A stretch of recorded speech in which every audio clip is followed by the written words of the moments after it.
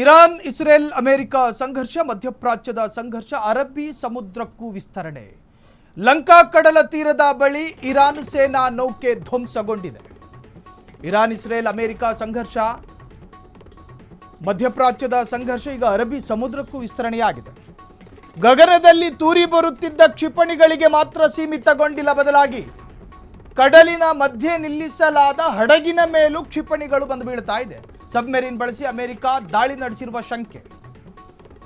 ಸೇನಾ ಹಡಗಿನಲ್ಲಿದ್ದ 101 ಸಿಬ್ಬಂದಿ ನಾಪತ್ತೆ, 78 ಮಂದಿಗೆ ಗಾಯ.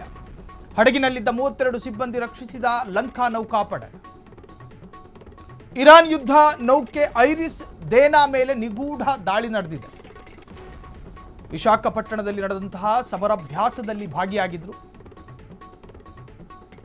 ವಿಶಾಖಪಟ್ಟಣದಿಂದ ತೆರಳುತ್ತಾ ಇದ್ದ ವೇಳೆ ನೌಕೆಯ ಮೇಲೆ ದಾಳಿ ಎಂದು ವರದಿಯಾಗಿದೆ.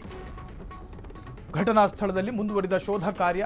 ಹೆಂಗಾಯಿತು, ಯಾರು ಸ್ಫೋಟ ಮಾಡಿದ್ರು, ಈವರೆಗೂ ಖಚಿತತೆ ಇಲ್ಲ. ಇರಾನ್ ಇಸ್ರೇಲ್ ಅಮೆರಿಕ ಸಂಘರ್ಷದ ನಡುವೆ ಒಂದು ಕಡೆ ಭೂಕಂಪದ ಸುದ್ದಿ, ಮತ್ತೊಂದು ಕಡೆ ಲಂಕಾದ ಸಮುದ್ರದಲ್ಲಿದ್ದಂತಹ ಹಡಗೆ ಸಬ್ಮೆರಿನ್ನ ಮೇಲೆ ದಾಳಿ. ಮಧ್ಯಪ್ರಾಚ್ಯದ ಸಂಘರ್ಷ ಅರಬ್ಬಿ ಸಮುದ್ರಕ್ಕೂ ಕೂಡ ವಿಸ್ತರಣೆ. ಲಂಕಾ ಕಡಲ ತೀರದ ಬಳಿ ಇರಾನ್ ಸೇನಾ ನೌಕೆ ಧ್ವಂಸಗೊಂಡಿದೆ. ಸಬ್ಮೆರಿನ್ ಬಳಸಿ ನೋಡಿ, ಲಂಕಾದ ಸಮುದ್ರ ಮಾರ್ಗದಲ್ಲಿ ಇರಾನಿನ ನೌಕೆ ಇತ್ತು. ಅದನ್ನು ಗುರಿಯಾಗಿಸಿಕೊಂಡು ಸಬ್ಮೆರಿನ್ನ ಮುಖಾಂತರವಾಗಿ, ಅಂದರೆ ಕಡಲಿನ ಗರ್ಭದಿಂದಲೇ ಕಾರ್ಯಾಚರಣೆ, ಅದರ ಮುಖೇನ ಇರಾನ್ಗೆ ಸಂಬಂಧಪಟ್ಟಂಥ ಹಡಗನ್ನು ಧ್ವಂಸ ಮಾಡಿರುವಂತಹದ್ದು. ಅದರ ಪರಿಣಾಮವಾಗಿ 101 ಮಂದಿ ಮಿಸ್ ಆಗಿದ್ದಾರೆ, ನಾಪತ್ತೆಯಾಗಿದ್ದಾರೆ. ಅವರ ಸುಳಿವು ಕೂಡ ಸಿಗ್ತಾ ಇಲ್ಲ. ಲಂಕಾ ಕಡಲ ತೀರಕ್ಕೂ ಕೂಡ ವಿಸ್ತರಣೆಯಾಯಿತಾ? ಹಾಗಾದರೆ ಕೇವಲ ಭೂಗಡಿ ಭಾಗದಲ್ಲಿ ಮಾತ್ರ ಅಲ್ಲ ಸಂಘರ್ಷ, ಕೇವಲ ಗಗನ ಮಾರ್ಗದಲ್ಲಿ ಮಾತ್ರ ಅಲ್ಲ ಸಂಘರ್ಷ, ಜಲಮಾರ್ಗದಲ್ಲೂ ಕೂಡ ಸಂಘರ್ಷಗಳು ತಿರುವನ್ನು ಪಡೆದುಕೊಳ್ತಾ ಇದೆ.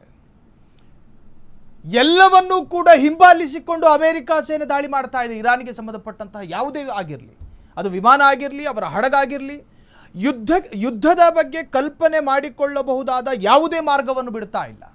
ವಾಯುಮಾರ್ಗ ಅಲ್ಲಿಯೂ ಕೂಡ ದಾಳಿ, ಜಲಮಾರ್ಗ ಅಲ್ಲಿಯೂ ಕೂಡ ದಾಳಿ, ಭೂಮಾರ್ಗ ಅಲ್ಲಿಯೂ ಕೂಡ ದಾಳಿ. ಎಲ್ಲೆಲ್ಲಿ ಇರಾನ್ ತನ್ನ ಯುದ್ಧದ ಮಾರ್ಗವನ್ನು ಬಳಸಬಹುದೋ ಆ ಮಾರ್ಗವನ್ನು ಕೂಡ ಹಿಂಬಾಲಿಸಿಕೊಂಡು ಬರ್ತಾ ಇದೆ ಅಮೆರಿಕಾದ ನೌಕೆಗಳು, ಅಮೆರಿಕಾದ ಮಿಸೈಲ್ಗಳು. ಇನ್ನು ಸುದೀರ್ಘವಾಗಿ ಯುದ್ಧ ಮಾಡಬಹುದಾದ ಶಸ್ತ್ರಾಸ್ತ್ರಗಳನ್ನು ಹೊಂದಿರತಕ್ಕಂಥ ಅಮೆರಿಕ ಯಾವುದಕ್ಕೂ ಕೂಡ ಲೆಕ್ಕವನ್ನು ಇಟ್ಕೊಳ್ಳೋದಿಲ್ಲ, ಲೆಕ್ಕಾಚಾರದಲ್ಲಿ ಯುದ್ಧ ಮಾಡೋದಿಲ್ಲ. ಇರಾನು ನಾಳೆ ನಮ್ಮ ಪರಿಸ್ಥಿತಿ ಏನು, ನಾಳೆ ಯುದ್ಧ ಮಾಡೋದಕ್ಕೆ ನಮ್ಮಲ್ಲಿ ಅಸ್ತ್ರ ಇದೆಯಾ, ಯೋಚನೆ ಮಾಡಬೇಕಾದ ಪರಿಸ್ಥಿತಿಗಳು ಬರ್ತವೆ. ಆದರೆ ಅಮೆರಿಕಾದಂತಹ ರಾಷ್ಟ್ರಕ್ಕೆ, ಇಸ್ರೇಲ್ನಂತಹ ಯಹೂದಿ ರಾಷ್ಟ್ರಕ್ಕೆ, ಬ್ರಿಟನ್ನಂತಹ ಮುಂದುವರಿದ ರಾಷ್ಟ್ರಕ್ಕೆ ಇವು ಯಾವ ಲೆಕ್ಕಾಚಾರಗಳು ಕೂಡ ಅವರ ಯುದ್ಧದ ತೀರ್ಮಾನಗಳಿಗೆ ತಡೆಯಾಗೋದಿಲ್ಲ.